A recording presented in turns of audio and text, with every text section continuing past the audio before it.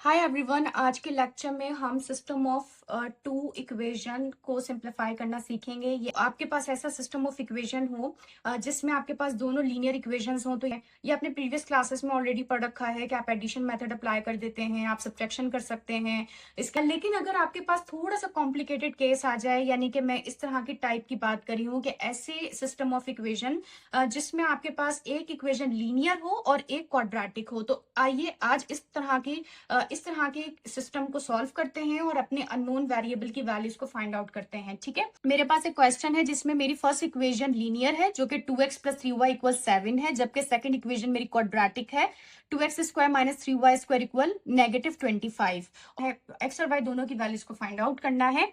दोनों इक्वेशन की नंबरिंग कर दी है। ये मेरी इक्वेशन 1 है, ये मेरी इक्वेशन 2 है।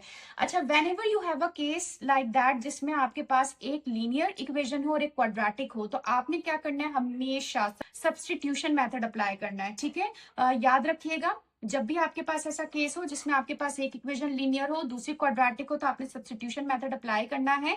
और आपने क्या करना है कि जो आपकी लीनियर इक्वेशन होगी, आपने सबसे पहले उसे पिक करना है, उसमें आपने किसी एक वेरिएबल को आइसोलेट कर देना है और उसकी वैल्यू को आपने क्वाड्रेटिक इक्वेशन जो आपकी सेकंड इक्वेशन होगी उसमें आपने सब्स्टिट्यूट कर देना है। मैंने यहाँ पे यही किया है, 2x प्लस 3y इक्वल 7 को मैंने पिक किया है, यहाँ से मैंने y को आइसोलेट किया है, प्लस का 2x से राइट हैंड साइड पे मूव करवाऊंगी, नेगेटिव हो जाएगा, जबकि 3y के साथ मल्टीप्लाई हो रहा है तो यहाँ पे डिवाइड हो जाएगा। इसे मैंने इक्वेशन नंबर ए का नाम दे दिया है। ठीक है, आप इसे कोई भी नेम दे सकते हैं। इसके बाद आपने क्या करना है, इसी y की वैल्यू को अब आपने आपकी जो सेकंड इक्वेशन है दैट इज क्वाड्रेटिक इक्वेशन, उसमें पुट करना है, सब्स्टिट्यूट करना है।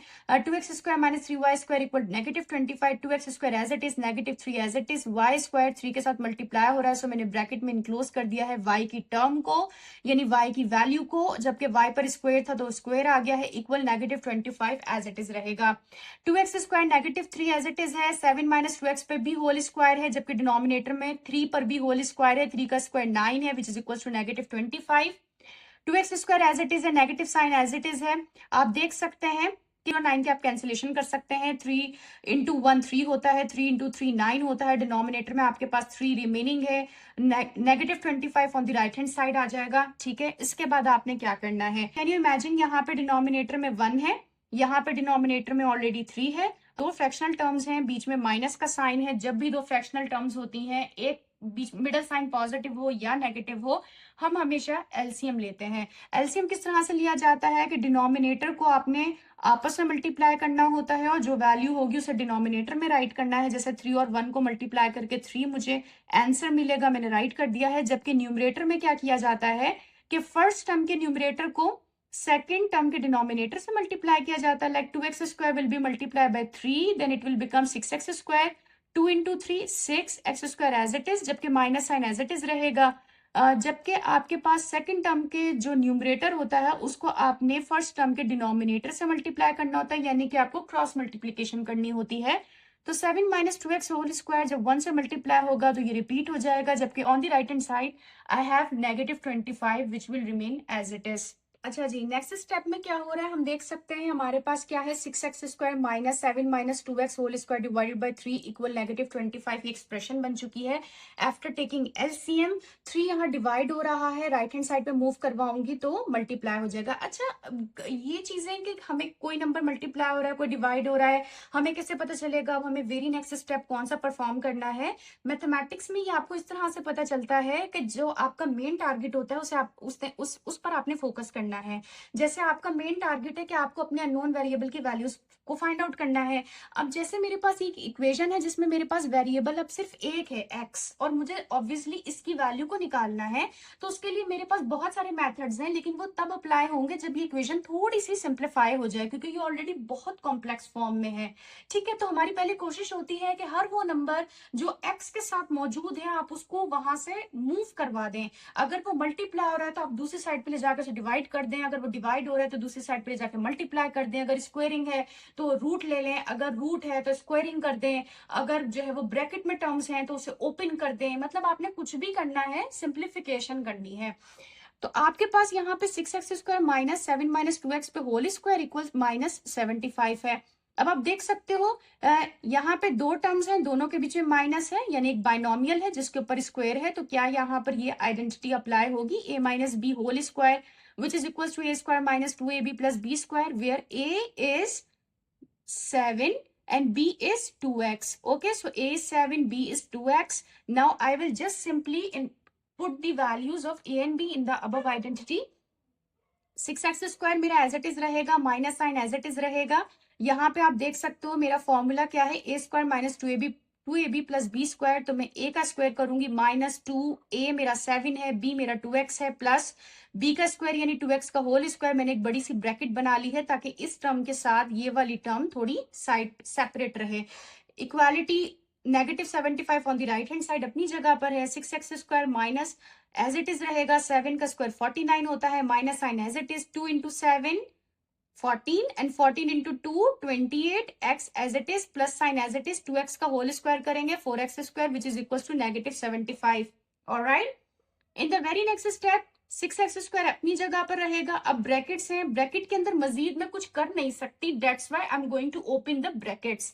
सो मैं क्या करूंगी, माइनस साइन है, जाहिर है माइनस साइन का मतलब होता है -1 है, ठीक है, तो -1 49 से मल्टीप्लाई होगा, it will become -49।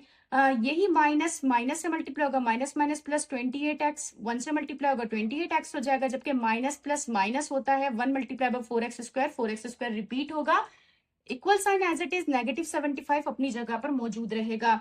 Like terms को आप सिंप्लीफाई कर सकते हो, 6x स्क्वायर पॉजिटिव है, 4x स्क्वायर नेगेटिव है, सो प्लस यहाँ पे देखें आप प्लस माइनस माइनस 6 में से 4 सब्ट्रैक्ट करेंगे, you will get 2x square as it is, चूंकि लार्जेस्ट वैल्यू पॉजिटिव है तो पॉजिटिव साइन आ गया, पॉजिटिव साइन राइट करने की मुझे नीड नहीं है, जबकि 28x आपने राइट कर लिया है और -49 आपने राइट कर लिया है, on the right hand side -75 है। अच्छा जी, मैंने इन दोनों की पोजीशन को क्यों चेंज किया है, चाहे तो ना करें लेकिन कर लेना इसलिए बेहतर है बिकॉज एक क्वाड्रेटिक इक्वेशन है, स्टैंडर्ड फॉर्म में लिख लेना बेहतर है। 2x स्क्वायर अपनी जगह पे रहेगा, 28x पॉजिटिव अपनी जगह पे रहेगा, -49 अपनी जगह पे रहेगा, -75 को on the right hand side move करवाऊंगी, +75 इक्वल 0। क्यों मूव कराया, क्या लॉजिक बनती है, इसलिए बिकॉज स्टैंडर्ड फॉर्म में it is necessary that I must have 0 on the right hand side, quadratic equation की स्टैंडर्ड फॉर्म में, ठीक है। तो इसीलिए आपने क्या किया कि माइनस के 75 का वहां मूव करवा दे, वहां जाके पॉजिटिव हो जाएगा।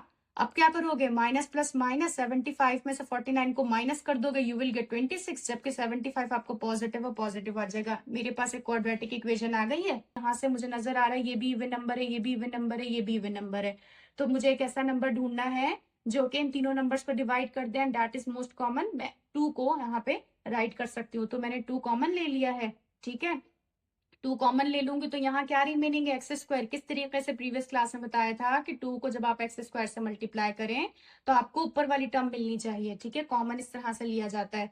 आपने कॉमन लिया 2 को, अब 2 को ऐसे नंबर से मल्टीप्लाई करना है कि ऊपर वाली टर्म मिले, यानी 2x स्क्वायर मिल जाए, प्लस का 2 को 14x से मल्टीप्लाई करूंगी 28x मिल जाएगा, जबकि 2 को 13 से मल्टीप्लाई करूंगी 26 मिल जाएगा। 2 कॉमन ले लिया था, 2 मल्टीप्लाई हो रहा है, on the right hand side move करेगा, 0 से डिवाइड होगा, खत्म हो जाएगी कहानी।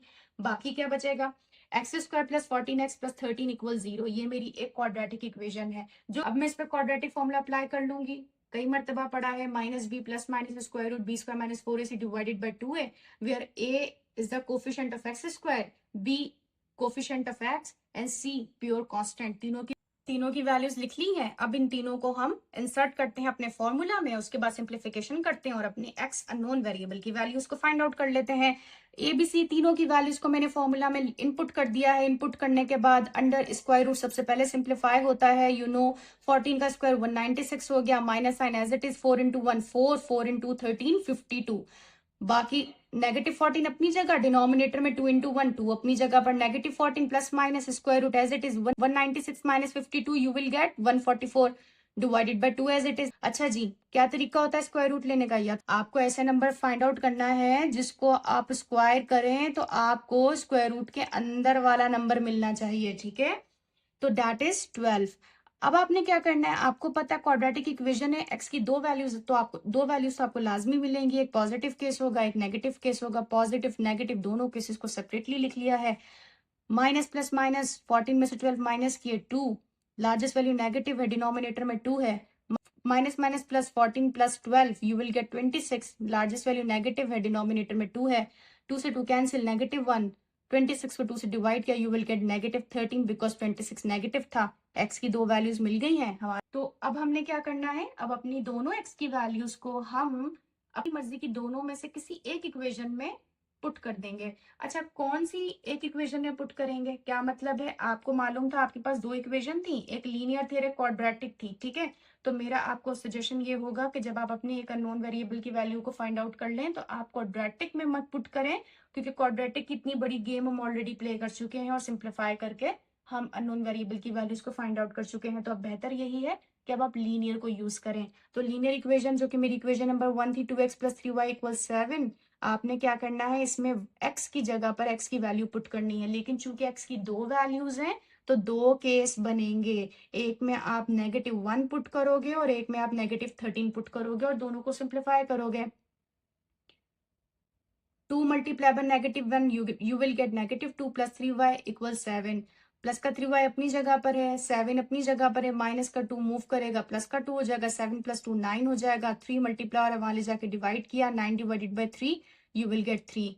कैसे पता चला हमने क्या किया, हमने किसको मूव करवाया, क्यों मूव करवाया, क्योंकि वही बात है यहाँ पर कि आपने अपने अननोन वेरिएबल को जिसकी वैल्यू को आपने फाइंड आउट करना है, आपने उसको आइसोलेट करना है।